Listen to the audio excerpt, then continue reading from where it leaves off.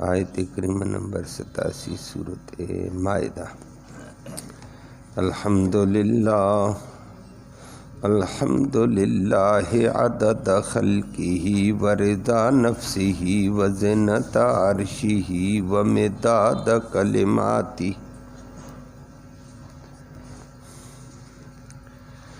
والصلاة والسلام علی صفوۃ رسلہ وخیر خلقہ محمد وآلہ وصحبہ۔ اما بعد فاعوذ باللہ من الشیطان الرجیم۔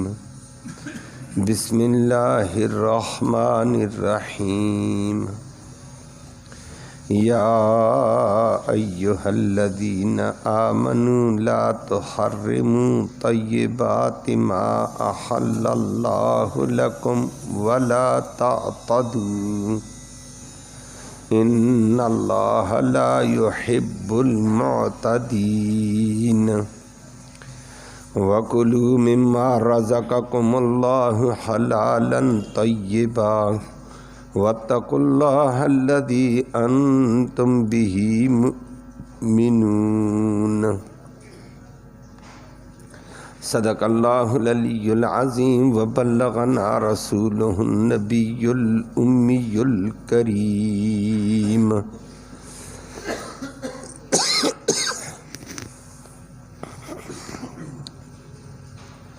قابل ست تکریم و ست تعظیم معزز سامعین کرام،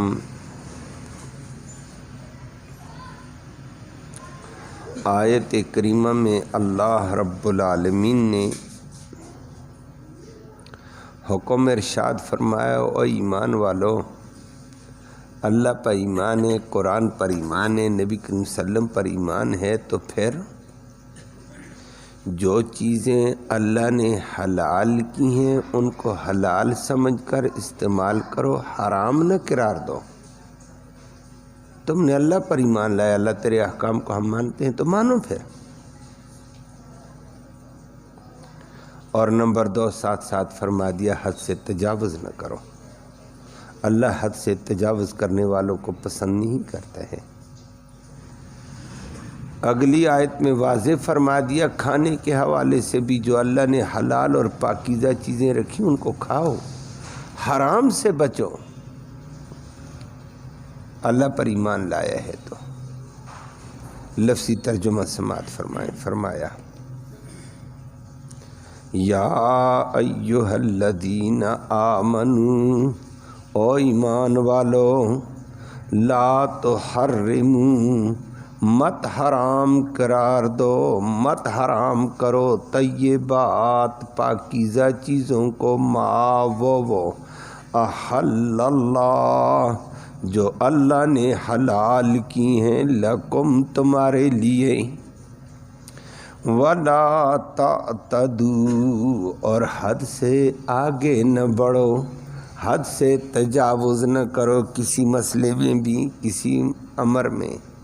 ان اللہ بے شک اللہ رب العالمین لا یحب پسند نہیں کرتا ہے المعتدین حد سے آگے بڑھنے والوں کو۔ وَكُلُوا اور کھاؤ، مما اس میں سے، رزقا جو عطا کیا، کم تمہیں، اللہ نے، حلالً حلال کھاؤ، طیبہ پاکیزہ، حلال اور پاکیزہ چیز کھاؤ۔ واتقوا اللہ اور اللہ سے ڈرتے رہو، الذی اس عظیم ذات سے، انتم کہ تم بھی اسی ذات پر، مؤمنون ایمان لانے والے ہو۔ جب ایمان اس پہ لایا تو اس کے احکام کو مان کر اس سے ڈرو۔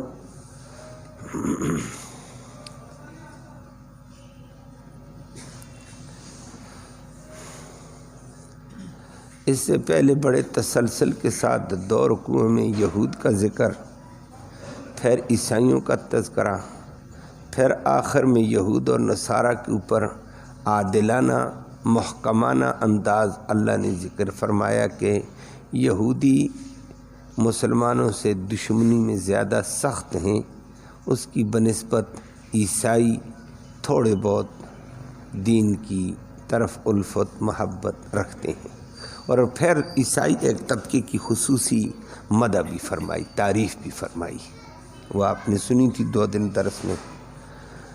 اور آج عمومی طور پر یہود ہے، عیسائی ہے یا کوئی اور طبقہ ہے، ان میں کبھی کبھی فرعونیت آ جاتی ہے، اکڑ آ جاتی ہے، مسلمان بھی ان میں بھی آ جاتی ہے۔ اللہ نے آج اس کی تردید فرمائی کہ فرعون نہ بنو، اللہ پر ایمان لایا ہے، اللہ کے احکام پر ایمان لایا ہے، اللہ کی کتاب پر ایمان لایا ہے، اللہ کے نبی پر ایمان لایا ہے، پھر اللہ کی بات مانو، قرآن کی بات مانو، نبی کی بات مانو اور اللہ کے احکام مانو، اپنی مرضی نہ چلاؤ۔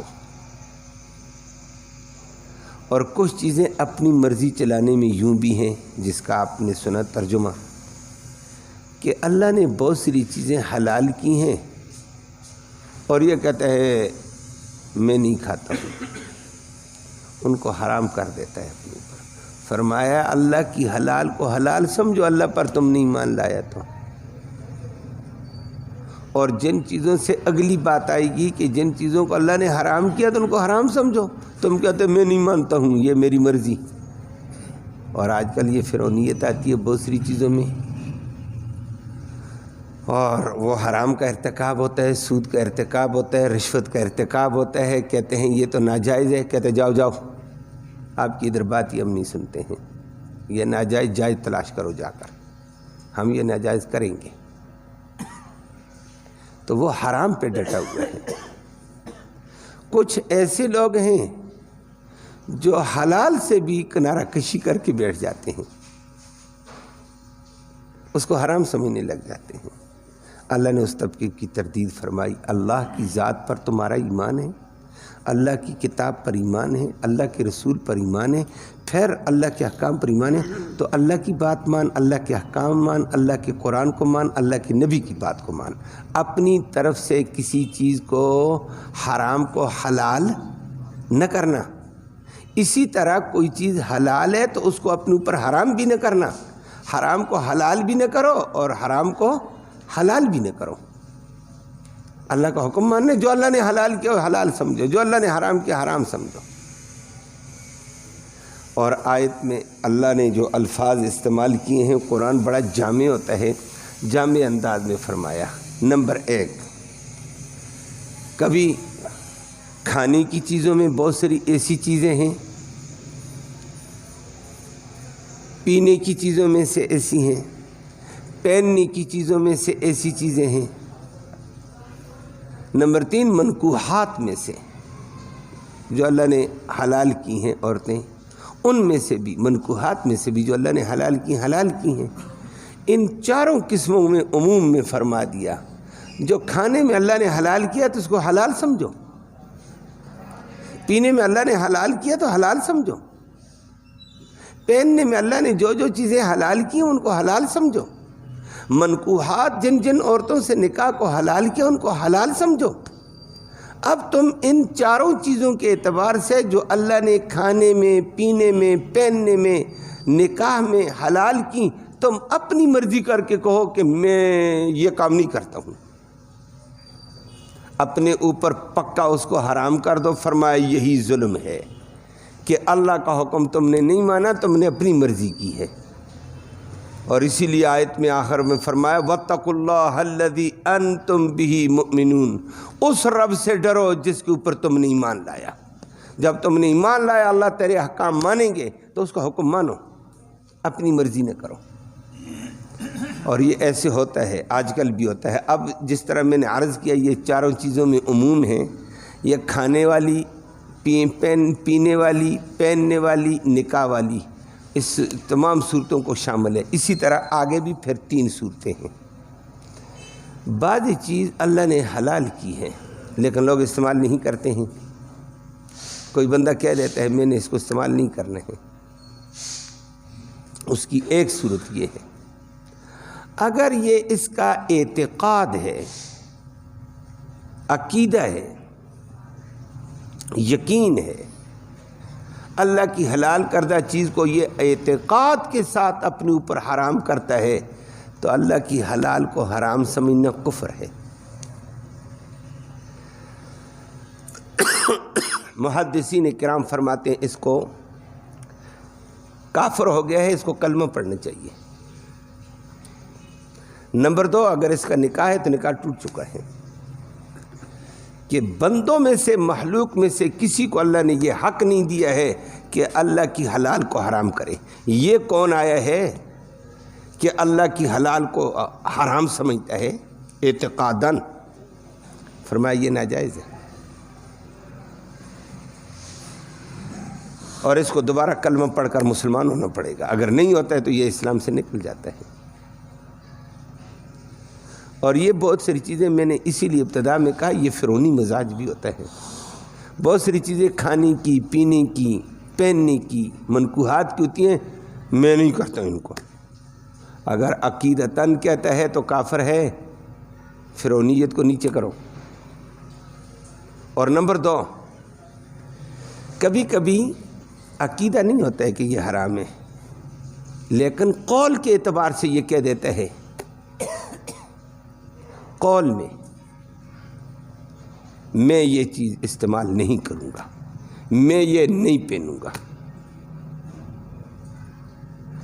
گھر میں بھی اگر کبھی کبھی اونچ نیچ ہو جاتی ہے تو کہہ دیتا ہے یہ کپڑا فلاں کا دیا ہوا میں نہیں استعمال کروں گا، وغیرہ وغیرہ۔ حلال ہے کپڑا پہننا، کوئی نوعیت ہوتی ہے، کوئی نسبت ہوتی کپڑے کے ساتھ، کسی ترتیب سے پہننے میں، کھانے میں، پینے میں اپنے اوپر بند کر دیتا ہے، صرف قولاً کسی وجہ سے دل میں ہے کہ یہ چیز حلال ہے، لیکن غصہ آ گیا، میں کہتا ہوں حرام ہے، نہیں کرتا ہوں استعمال، کھانے کی ہو، پینے کی ہو، پہننے کی ہو یا نکاح کی ہو۔ فرمایا یہ بھی ناجائز ہے۔ تم کون ہو اپنے قول میں کسی چیز کو اپنے اوپر حرام کرنے والے؟ کہتا ہے مجھے بھی یقین ہے، عقیدہ ہے کہ اللہ نے حلال کیا، لیکن بس میں نے کہہ دیا، اب میں نہیں کرتا ہوں۔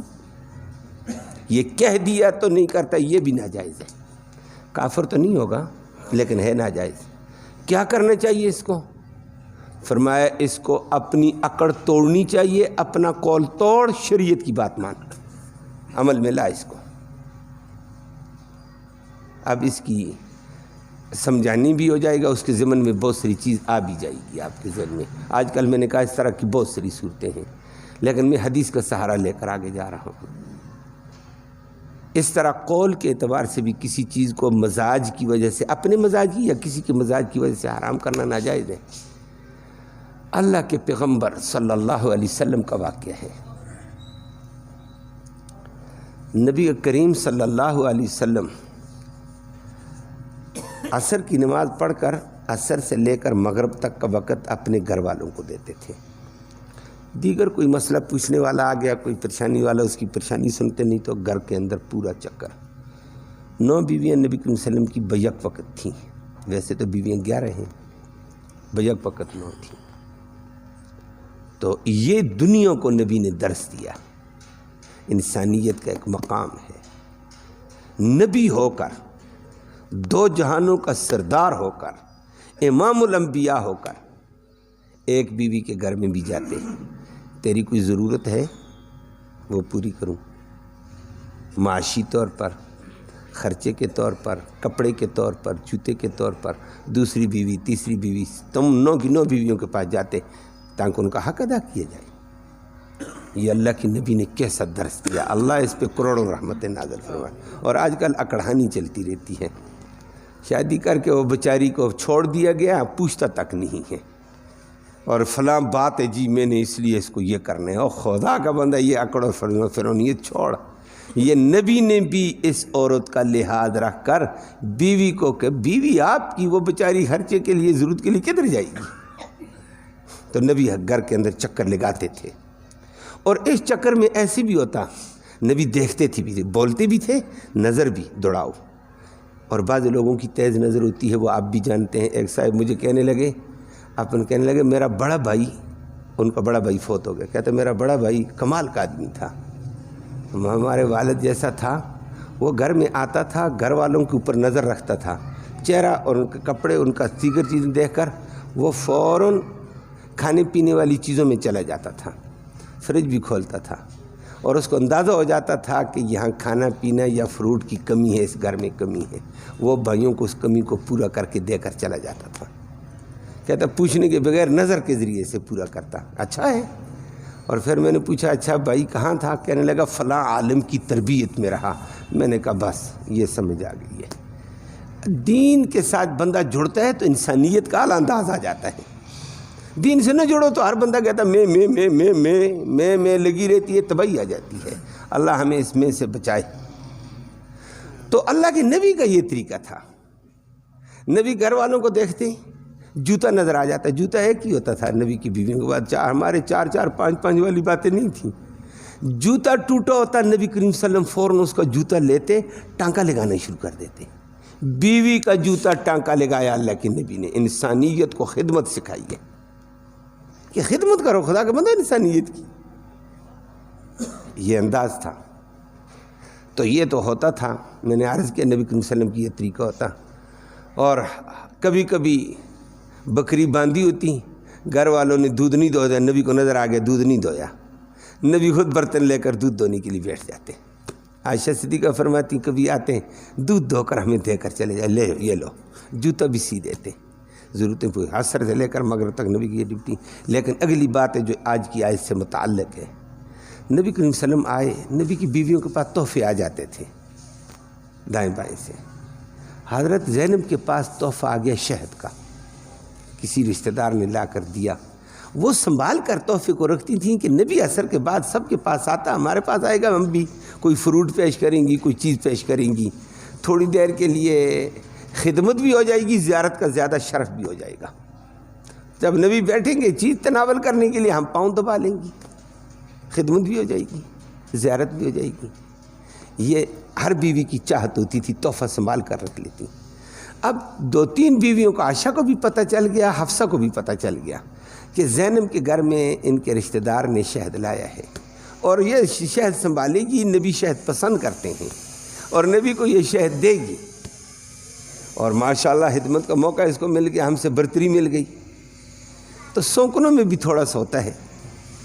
اب نبی کریم صلی اللہ علیہ وسلم کے زینب کے گھر میں گئے، بیٹھے، حال بال پوچھا، ساری چیزیں پوچھنے کے بعد جانے لگے، سب ٹھیک ہے یا رسول اللہ میری ایک گزارش ہے، 2 منٹ بیٹھو، میرے پاس ایک خاص چیز ہے، میں وہ دیتی ہوں، میں تحفہ ہے، تحفہ میں اپنی طرف سے تحفہ دیتی ہوں۔ تحفہ نبی قبول کرتے تھے جیسے کیسے ہو۔ بیٹھ گئے، اس نے شہد دیا، نبی نے پانی میں بھی استعمال کیا شہد پانی میں بڑی مفید ہے، کئی فوائد ہیں، وہ حدیث میں تفصیل ہے، اور ویسے بھی نبی نے شہد استعمال کیا۔ اب ہو گیا شہد استعمال، تیرا کام ہو گیا، تو نے خدمت کر لی ہے۔ اگلیوں کو پتہ چل گیا نبی یہاں دیر لگائی تو اس نے شہد پلایا ہے، بنایا ہے، پلایا ہے، پیش کیا، کھلایا ہے، تب نبی کو دیر ہوئی ہے۔ تو انہوں نے فٹافٹ آپس میں مشورہ کر لیا، حضرت حفصہ اور عائشہ دونوں نے، تیرے گھر میں اگر نبی آئیں گے نا، تو کہنا ہے یا رسول اللہ آپ کے منہ سے آج کوئی بو آ رہی ہے، اور ظاہر بات ہے پوچھیں گے تو یہ بھی انسان ہے نا، تو شہد کی طرح مغافیر بھی ایک چیز ہوتی ہے لیکن اس میں بو ہوتی ہے، تو یا رسول اللہ آپ کے منہ سے مغافیر کی بو آتی ہے۔ بو نبی کو ناپسند تھی، ساتھ بو والی چیز نبی کوئی بھی استعمال نہیں کرتے، اس لیے نبی نے پیاز استعمال نہیں کیا ہے، تھوم استعمال نہیں کیا، پکا ہوا کیا ہے، کچا نہیں کیا ہے۔ اور صحابہ کو کہتے کھا لو، میں نہیں کھاتا ہوں۔ یا رسول اللہ حرام ہے؟ فرمایا حرام نہیں ہے، میری بات اور ہے، آپ کی بات اور ہے، میرے وقت ساتھ ہر وقت فرشتے ہیں، ہر وقت وہی کا سلسلہ ہے، تم کھا لو، نماز کے ٹائم، قرآن کے ٹائم پر یہ چیزیں نہ استعمال کرنا، یہ فرشتوں کو تکلیف ہوتی نماز سے، قرآن کی تلاوت کے، ذکر اذکار کے اوقات میں، باقی ٹھیک ہے کھاؤ تم۔ اب بو نبی کو ناپسند، انہوں نے ایک کے پاس آئے تو اس نے کہا یا رسول اللہ اکلت المغافیر، آپ نے مغافیر کھا لی ہے؟ نبی جو سوچ میں دوڑائی، نہیں میں نے مغافیر نہیں کھایا۔ کہا نہیں میں نے زینب کے گھر میں شہد کھایا ہے۔ یا رسول اللہ مغافیر تو ہوگا، مغافیر شہد کی طرح ہوتا ہے، بو آ رہی ہے، آ نہیں رہی تھی۔ دوسری کے گھر میں گئے، اس نے بھی گیا، پیچھے دوسری بھی پہنچ گئی، اس نے بھی کہا یا رسول اللہ آپ نے مغافیر کہا نہیں میں نے نہیں کھایا۔ دونوں باتیں کرنی، کھایا جی یا رسول اللہ کچھ ہے۔ نبی نے دونوں کا چہرہ دیکھا، متجسسانہ انداز میں نبی سمجھ گئے کہ ان کو میرا شہد کھانا گوارا، اچھا گوارا نہیں ہوا، ناگوار گزر گیا۔ تو یہ کہہ گئی، نبی نے فرمایا میں نے کھایا تو شہد ہے لیکن تمہیں ناگواری گزر گئی، میرا ٹائم زیادہ لگا ہے، تمہیں ناگواری ہو گئی ہے۔ اب بیویوں کے مزاج کا لحاظ کر کے، اب میں نے کہا اپنے مزاج کی وجہ سے یا کسی کے مزاج کی وجہ سے بندہ حلال کو حرام کر دے، میں نے یہ کہا تھا۔ نبی نے کہہ دیا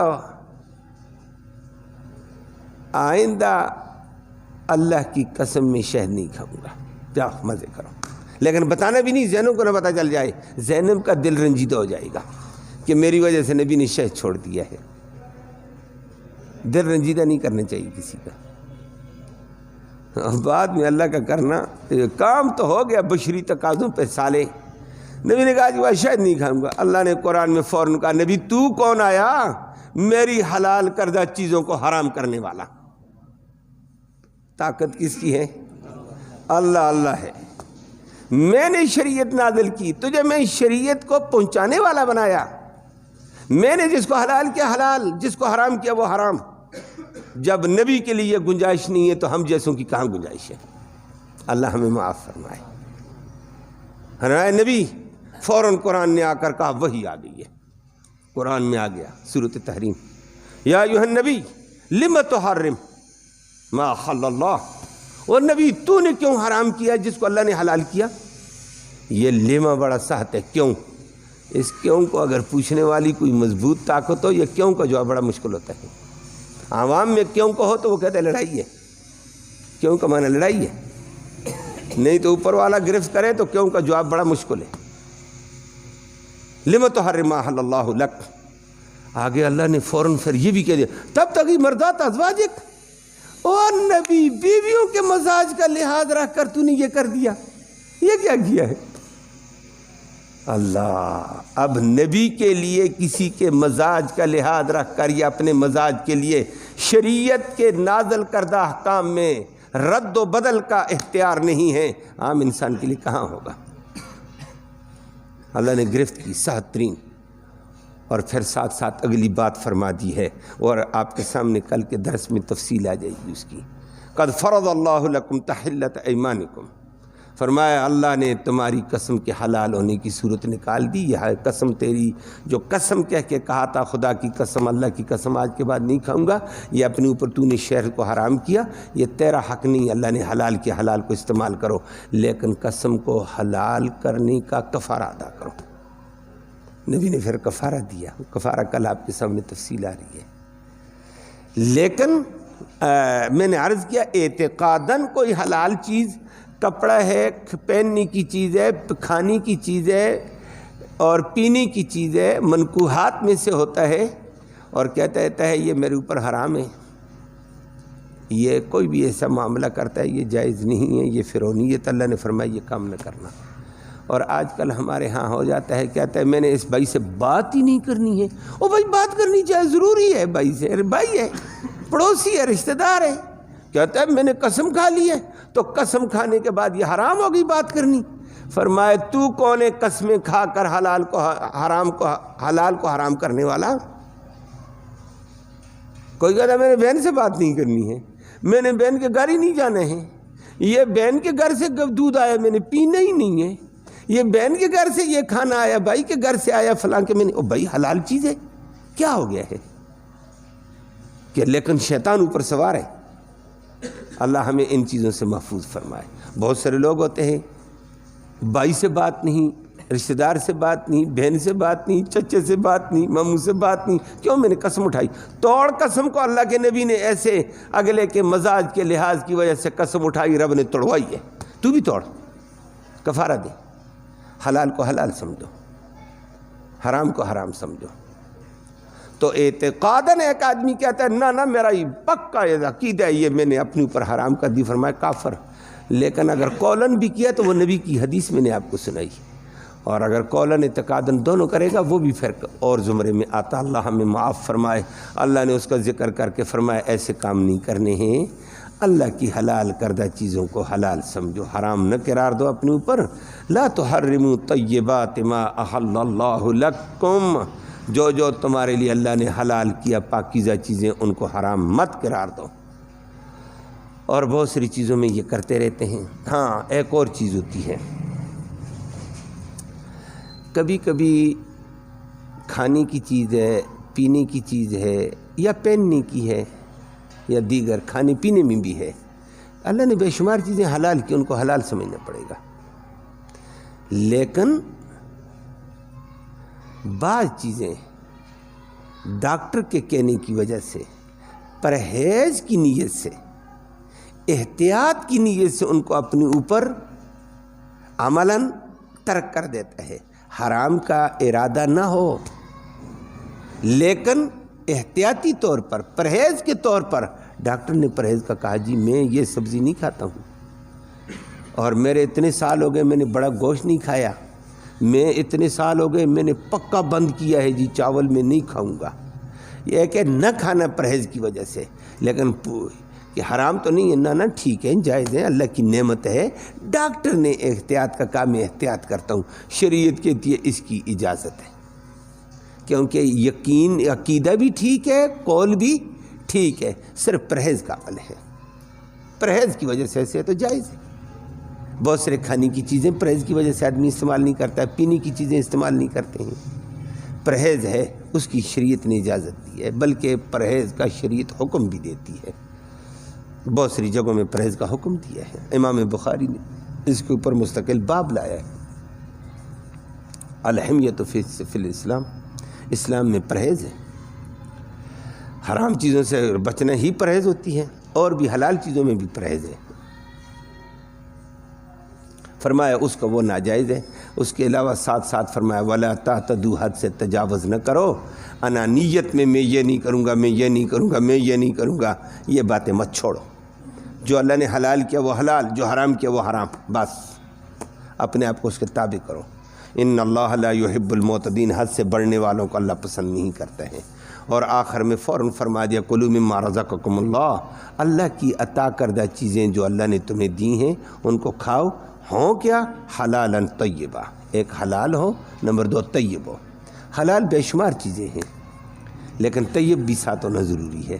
دودھ حلال ہے لیکن طیب ہونا ضروری ہے، طیب کا معنی پاکیزہ اردو میں، دودھ تو حلال ہے، قرآن نے کہا ہے بھینس کا دودھ ہے حلال ہے، گائے کا دودھ ہے حلال ہے، بکری کا دودھ ہے حلال ہے، وغیرہ وغیرہ، اونٹنی کا دودھ ہے حلال ہے، لیکن طیب ہونا بھی ضروری ہے۔ طیب کیا مطلب جی؟ دودھ کسی کا ہے، اس نے بھینس کا دودھ، گائے کا دودھ دھو کر گھر میں رکھا گھر کی ضرورت کے لیے، یہ جا کر اس کو اٹھا کر استعمال کر لیتا ہے، بھائی یہ ناجائز ہے، کہتا ہے کون کہتا ہے ناجائز ہے؟ دودھ حلال ہے، میں نے حلال استعمال کیا، ہاں حلال تو ہے لیکن طیب نہیں ہے، حلال کے ساتھ ساتھ طیب ہونا ضروری۔ طیب یہ ہے اس میں غیر کا حق شامل نہ ہو، یہ دودھ تو حلال ہے لیکن اس وقت یہ طیب نہیں ہے، یہ پاک نہیں ہے تیرے لیے، یہ تیرے بھائی کا ہے، تیرے کسی اور بندے کا ہے، یہ اس کی اجازت ہوگی یہ پاکیزہ ہو جائے گا، اگر اجازت نہیں تو یہ پاکیزہ نہیں ہے۔ بہت ساری ایسی چیزیں ہوتی ہیں، ریڑھی پر مال لگا ہوا ہے یہ حلال ہے، حلال تو ہے، فروٹ سارا حلال ہے لیکن طیب تو نہیں ہے، ریڑھی والی کی اجازت لو یا پیسے دو اس کو، یا اجازت لو، بغیر اجازت کے ہڑپ کرتے چلے جاؤ، ادھر سے اٹھایا ادھر سے اٹھایا، یہ تو ناجائز ہے، یہ طیب نہیں ہے۔ اور پھر طیب میں بڑی تفصیل آ جاتی ہے، اللہ اکبر، اللہ فقہا پہ کروڑوں رحمت نازل فرمائے، فقہا ایک عظیم لوگ گزرے ہیں، دین کی گہرائی میں اترتے ہیں پھر پتہ چلتا ہے۔ انہوں نے بڑی عجیب ایک بات کی، چھوٹا بچہ ہوتا ہے، اس کے پاس چیز پکڑی ہوتی ہے، کوئی چیز بھی ہے، اگلے اس کو کہہ دیں یہ مجھے دے دو مجھے دے دو مجھے دے دو، اس کو لالچ بھی دے دیتے ہیں، جھانسا بھی دے دیتے ہیں، لے لیتے ہیں، اب وہ بچہ سمجھتا نہیں ہے۔ شریعت نے کہا چیز تو حلال تھی لیکن طیب نہیں تھی، کیونکہ بچے کو کے اوپر دباؤ ڈالا گیا ہے۔ استاد شاگرد سے چیز لیتا ہے وہ شرم کے مارے دیتا ہے، دل کی چاہت سے نہیں دیتا ہے، فرمایا وہ ناجائز ہے۔ افسر ماتحت سے جو تحفے لیتا رہتا ہے، اگلا کہتا ہے میں نے نہیں دیا نا میری نوکری خراب ہو جائے گی، یہ مجبوراً دل نہ چاہتے ہوئے دیتا، فرمایا طیب نہیں حرام ہے، طیب ہونا بھی ضروری ہے۔ اللہ ہم سب کو عمل کی توفیق نصیب فرمائے، اور آگے تو اسی کو کیا حلال کھاؤ طیب پاکیزہ، جس میں غیر کا حق نہ ہو، رکاوٹ نہ ہو۔ اپنے واتقوا اللہ الذی انتم بہ مؤمنون، اللہ سے ڈرو جس اللہ پر تم نے ایمان لائے، اس کے احکام کے مطابق چلو، اپنی طرف سے باتیں ادھر ادھر کی نہ کی جائیں۔ اللہ ہم سب کو معاف فرمائے۔ اللہم صلی وسلم دائما ابدا علی حبیبک خیر الخلق کلہم۔ اللہم انا نسألک الہدی والہدی والعفاف والتقی والغنی۔ اللہم اہدنا واہدنا بہ واجعلنا سببا لمن اہتدی۔ اللہم ربنا آتنا فی الدنیا حسنہ وفی الآخرۃ حسنہ وقنا عذاب النار۔ یا اللہ تو رحمت کے فیصلے فرما، کوتاہیوں کو معاف فرما، ہمارا یہ بیٹھنا یہ سننا سنانا اپنی جناب میں قبول فرما۔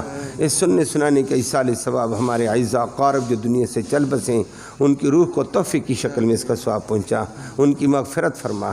یا اللہ اس راستے کی تیاری اور فکر نصیب فرما، جو سامعین بیٹھے ہوئے یا اللہ ان کی نیک مرادوں کو اپنے فضل سے پورا فرما، نیک ارادوں میں کامیابی نصیب فرما، حلال کی روزی نصیب فرما، حرام سے محفوظ فرما۔ درس کے ایک دو ساتھی بیچارے بڑے عرصے سے بے روزگار ہیں، پریشانی کا ذکر کر رہے تھے، دعا فرمایا اللہ غیب سے ان کی مدد فرما، اللہ ان کو بہتر روزگار نصیب فرما، حلال کی روزی وسعت والی برکت والی ان کو بھی باقیوں کو بھی اللہ نصیب فرما۔ یا اللہ حرام سے ہم سب کو محفوظ فرما، دین کے تقاضوں کو پورا کرنے کی توفیق نصیب فرما۔ یا اللہ بیماروں کو اپنے فضل سے شفا نصیب فرما۔ غزہ کے مسلمانوں کی اللہ غیبی مدد فرما دے، غزہ کے مسلمان بڑے پھنسے ہوئے ہیں، ایمانی طاقت کے ساتھ وہ جمے ہوئے ہیں، اللہ ان کو اور زیادہ استقامت عطا فرما۔ قرآن کی برکت سے جمے ہوئے ہیں، اللہ ان کو اور استقامت عطا فرما۔ باقی بیچارے بے شمار زخمی ہیں اور بے شمار بس بیچارے بھوک کی وجہ سے نڈھالی کا شکار ہو گئے ہیں، اور بڑی بربادی ہے۔ عالمی قوتیں جو کبھی کبھی حقوق انسانیت کی بات کرتی تھیں، آج حقوق انسانیت کیا حقوق حیوانیت بھی ان کو نظر نہیں آتے ہیں۔ اللہ ان کو تباہ و برباد فرمائے، اور مسلمانوں کی اللہ غیبی مدد فرما، نصرت فرما، اور مسلمانوں کے دلوں میں ہمدردی کا جذبہ پیدا فرما، ایک دوسرے کا تعاون نصیب فرما۔ صلی اللہ تعالی علی خیر خلق محمد و آلہ وسلم۔